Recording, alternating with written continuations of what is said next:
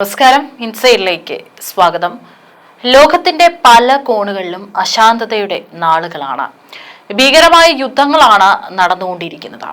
പലയിടത്തും ജീവനുകൾ നഷ്ടപ്പെടുന്നുണ്ട്, ചിലയിടത്ത് ദുരന്തങ്ങൾ സംഭവിക്കുന്നുണ്ട്. നമ്മുടെ രാജ്യവും അത്തരമൊരു നിമിഷങ്ങളിലൂടെയാണ് കടന്നു പോകുന്നത്.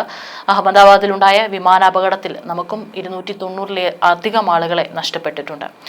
പ്രകൃതി ദുരന്തങ്ങൾ വേറെയും. ഇപ്പോഴിതാ പാകിസ്ഥാനിലെ വിവിധ പ്രദേശങ്ങളിൽ റിക്ടർ സ്കെയിലിൽ 4.4 തീവ്രത രേഖപ്പെടുത്തിയ ഭൂകമ്പം ഉണ്ടായതായി നാഷണൽ സെന്റർ ഫോർ സീസ്മോളജി റിപ്പോർട്ടുകൾ പുറത്തുവരികയാണ്. NCS പ്രകാരം കഴിഞ്ഞ ദിവസം വൈകുന്നേരത്തോടു കൂടിയിട്ടാണ് 10 കിലോമീറ്റർ താഴ്ചയിൽ പാകിസ്ഥാന്റെ വിവിധ മേഖലകളിൽ ഭൂകമ്പം റിപ്പോർട്ട് ചെയ്യപ്പെട്ടിരിക്കുന്നത്. ആളപായമോ നാശനഷ്ടങ്ങളോ ഉണ്ടായതായി റിപ്പോർട്ടുകൾ ഇതുവരെ പുറത്തു വന്നിട്ടില്ല. വരും മണിക്കൂറിൽ കൂടുതൽ റിപ്പോർട്ടുകൾ പുറത്തു വരുമെന്ന് തന്നെ പ്രതീക്ഷിക്കാം. ഇതിൽ ഏറ്റവും കൂടുതൽ തവണ റിപ്പോർട്ട് ചെയ്യപ്പെട്ടിരിക്കുന്നത് പാകിസ്ഥാന്റെ സാമ്പത്തിക കേന്ദ്രമായ കറാച്ചിയിലാണ്. 24 മണിക്കൂർ തുടർച്ചയായ ചെറിയ ഭൂകമ്പങ്ങളാണ് കറാച്ചിയിൽ റിപ്പോർട്ട് ചെയ്യപ്പെട്ടിരിക്കുന്നത്. സമാനമായ ഒന്നിലധികം ഭൂകമ്പങ്ങൾ അനുഭവപ്പെട്ട് 2 ആഴ്ച കഴിഞ്ഞിട്ടും കറാച്ചിയിൽ കുറഞ്ഞത് 5 പ്രദേശങ്ങളിലാണ് താമസക്കാർ പലപ്പോഴും ഭൂകമ്പത്തിൽ പേടിച്ച് പുറത്തിറങ്ങേണ്ട അവസ്ഥ വന്നിട്ടുള്ളത്.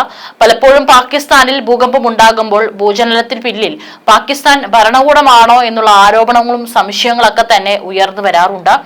ഇന്ത്യയും പലപ്പോഴും അത് നിരീക്ഷിക്കുകയും ചെയ്യാറുണ്ട്. പഹൽഗാം ആക്രമണത്തിന് പിന്നാലെ തന്നെ നമ്മുടെ രാജ്യത്തേക്ക് ആണവായുധം പരീക്ഷിക്കുമെന്നൊക്കെ പറഞ്ഞുകൊണ്ട് ഭീഷണി ഉയർത്തിയ ആൾക്കാരാണ്. അതുകൊണ്ട് മുഴുവനായും വിശ്വസിക്കാനും പറ്റില്ല. ഈ ഘട്ടത്തിൽ പാകിസ്ഥാനിൽ സംഭവിച്ചിരിക്കുന്നത് സ്വാഭാവിക ഭൂചലനം തന്നെയാണോ അതോ ആണവ പരീക്ഷണം നടത്തിയതിന്റെ പ്രകമ്പനം കൊണ്ടുണ്ടായ ഭൂചലനമാണോ എന്ന് ഉറപ്പുവരുത്തേണ്ടിയിരിക്കുന്നു.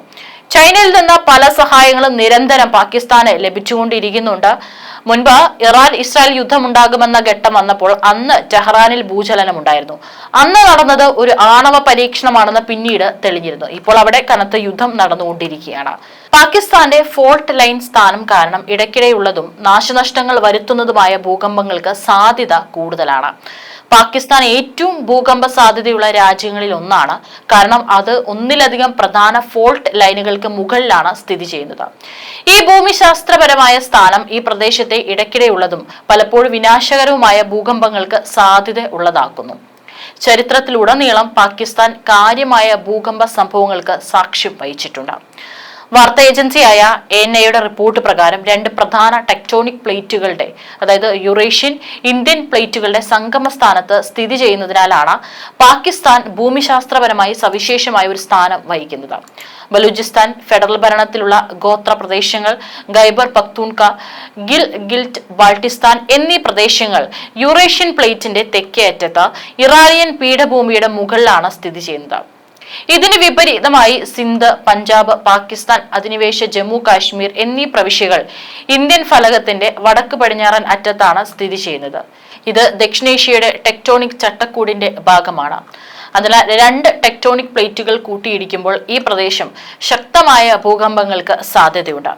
കറാച്ചിയിലെ കാലാവസ്ഥാ കേന്ദ്രത്തിലെ ഒരു മുഖ്യ കാലാവസ്ഥാ നിരീക്ഷകൻ അമീർ ഹൈദറിന്റെ അഭിപ്രായത്തിൽ 38 കിലോമീറ്റർ ആഴത്തിൽ 3.2 തീവ്രത രേഖപ്പെടുത്തിയ ഭൂകമ്പങ്ങൾ ഉണ്ടായിട്ടുണ്ട്. ഇപ്പോൾ നഗരത്തിലെ 5 പ്രദേശങ്ങളിൽ നിന്നെങ്കിലും ഏറ്റവും പുതിയ ഭൂകമ്പ പരമ്പരയും റിപ്പോർട്ട് ചെയ്യപ്പെട്ടിട്ടുണ്ട്. ലാന്തി പ്രദേശത്തെ ചരിത്രപരമായ ഒരു ഫോൾട്ട് ലൈൻ അതിന്റെ ഭൂകമ്പ ഊർജം പുറത്തുവിടുന്നതിനാൽ കറാച്ചിയിൽ തുടർച്ചയായി ഭൂകമ്പങ്ങൾ ഉണ്ടായിട്ടുണ്ടെന്നും ഹൈദർ പറഞ്ഞു. ഭൂമി അതിന്റെ ഭൂകമ്പ ഊർജം പൂർണ്ണമായും പുറത്തുവിടുകയാണെങ്കിൽ അതൊരു വലിയ ഭൂകമ്പത്തിന് കാരണമാകുമെന്നും വിശദീകരിച്ചു. എന്നാൽ കഴിഞ്ഞ ദിവസം അങ്ങനെയായിരുന്നില്ല. ജൂൺ 1 മുതൽ കറാച്ചിയിൽ നേരിയ തീവ്രതയുള്ള 21 ഭൂകമ്പങ്ങളെങ്കിലും അനുഭവപ്പെട്ടിരുന്നു. നഗരത്തിലും പരിസരത്തും 2.1 മുതൽ 3.6 വരെ തീവ്രത കുറഞ്ഞതോ മിതമായതോ ആയ ഭൂചലനങ്ങൾ ഉണ്ടായി. ഫോൾട്ട് ലൈൻ അതിന്റെ ഊർജം പുറത്തുവിടുമ്പോൾ അത് ചിലവഴിക്കുമ്പോൾ ഭൂചലനത്തിന്റെ തീവ്രത കുറയുമെന്നും അദ്ദേഹം വിശദീകരിച്ചു. 2009-ലും ഇതേ ഫോൾട്ട് ലൈൻ സജീവമായി നഗരത്തിൽ ഇടയ്ക്കിടെ ഭൂകമ്പങ്ങൾക്ക് കാരണമായി. പക്ഷെ പിന്നീട് അത് നിലച്ചു എന്നും ഹൈദർ പറഞ്ഞു. കറാച്ചി മേഖലയിലെ 2 സജീവ ഫോൾട്ട് ലൈനുകളിൽ ഒന്നാണ് നിലവിലെ ഭൂകമ്പങ്ങൾക്ക് കാരണമായ ലാന്തി ഫോൾട്ട് മേഖല. താനെ പോലെ ഖാന് സമീപമുള്ള മറ്റൊരു ഫോൾട്ട് ലൈൻ സ്ഥിതി ചെയ്തത്. PMD ഡയറക്ടർ ജനറൽ മഹർ സാഹിബ് സാദ് ഖാൻ മറ്റൊരു കാരണം കൂടി ഇതിന് എടുത്തു പറയുന്നുണ്ട്. ഭൂഗർഭ ജലത്തിന്റെ അഭാവവും ടാങ്കർ മാഫിയ എന്നറിയപ്പെടുന്നവരുടെ നിയമവിരുദ്ധ പമ്പിംഗ് മൂലമാണ് കറാച്ചിയിൽ ഭൂകമ്പങ്ങൾ ഉണ്ടാകുന്നതെന്നും അവകാശപ്പെടുന്നുണ്ട്.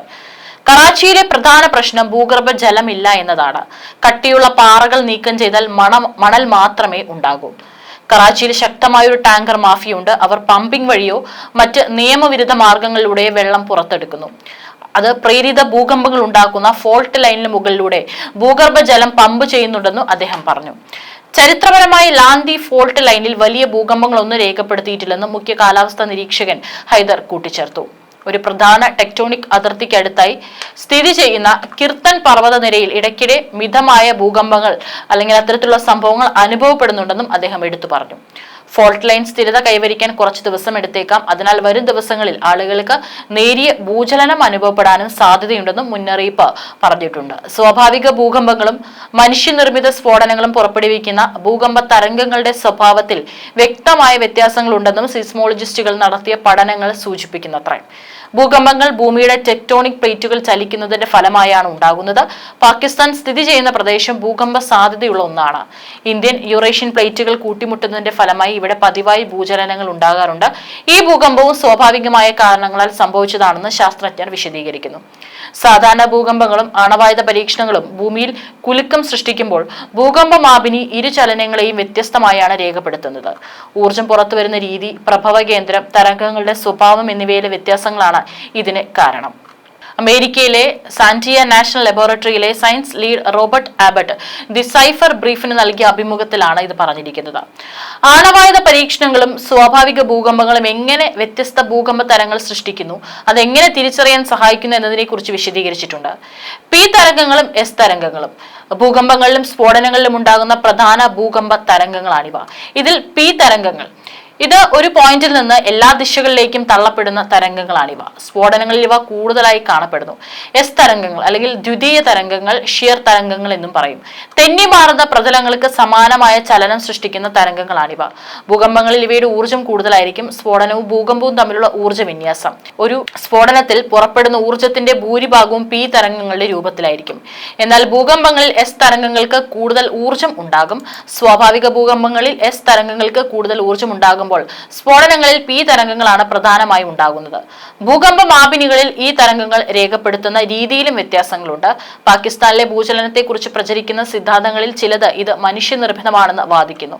എന്നാൽ ഈ വാദങ്ങളെ സാധൂകരിക്കുന്ന ശാസ്ത്രീയപരമായ തെളിവുകളൊന്നും ലഭ്യമല്ല. റേഡിയോ ആക്റ്റീവ് വികിരണങ്ങളെ അടിസ്ഥാനമാക്കിയുള്ള കൂടുതൽ പഠനങ്ങൾ ചിലപ്പോൾ ഇത് സംബന്ധിച്ച് കൂടുതൽ തെളിവുകൾ ഭാവിയിൽ പുറത്തു കൊണ്ടുവന്നേക്കാം.